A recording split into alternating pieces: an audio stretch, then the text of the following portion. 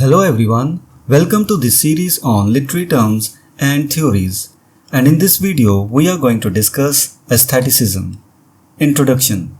Aestheticism, a term with rich connotations, derives from the Greek word aestheta, meaning things perceptible by the senses, and aestheticis, meaning one who perceives.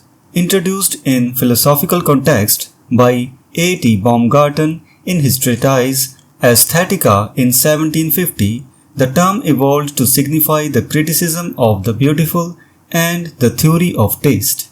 Aestheticism became a significant movement in the 19th century, emphasizing the self-sufficiency of art and advocating for art's independence from didactic, political and moral purposes. Historical background. The origins of aestheticism can be traced back to the works of several German Romantic writers including Kant, Schelling, Goethe and Schiller, who argued for the autonomy of art.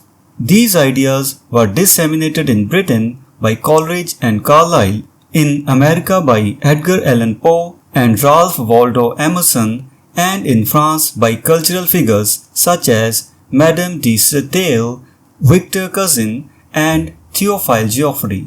Key principles. Aestheticism fundamentally posits that art is self-sufficient and exists for its own sake, a concept encapsulated in the doctrine of art for art's sake.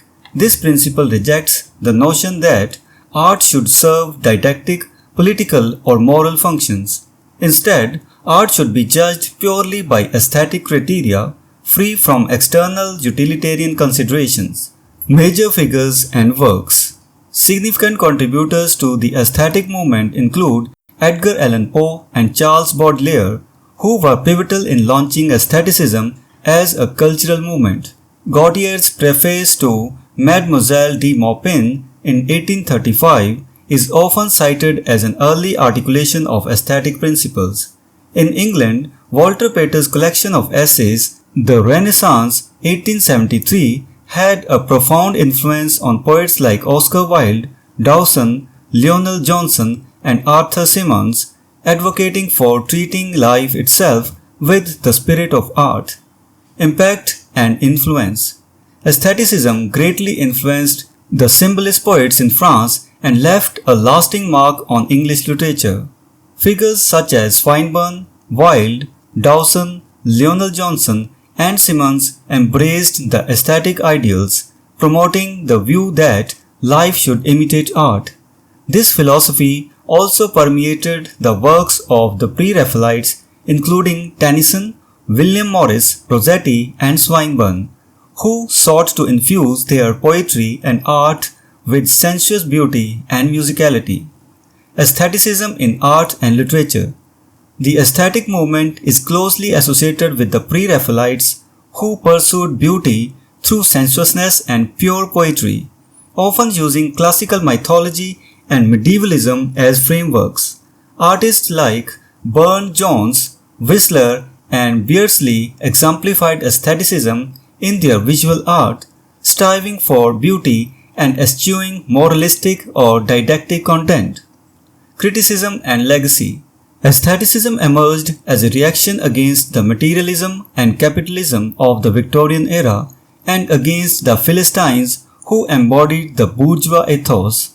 While some criticized aestheticism for its perceived detachment from reality and indulgence in affectation, it revitalized an age marked by ugliness, brutality, and inequality. Aestheticism's emphasis on beauty for its own sake continues to influence modern aesthetics and popular culture, underscoring its enduring legacy. Conclusion. Aestheticism, with its advocacy for the autonomy and self-sufficiency of art, played a crucial role in the development of modern artistic and literary sensibilities.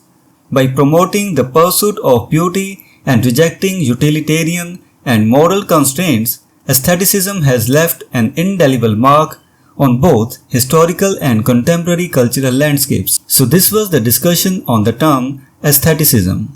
We will meet in the next video and discuss some other term.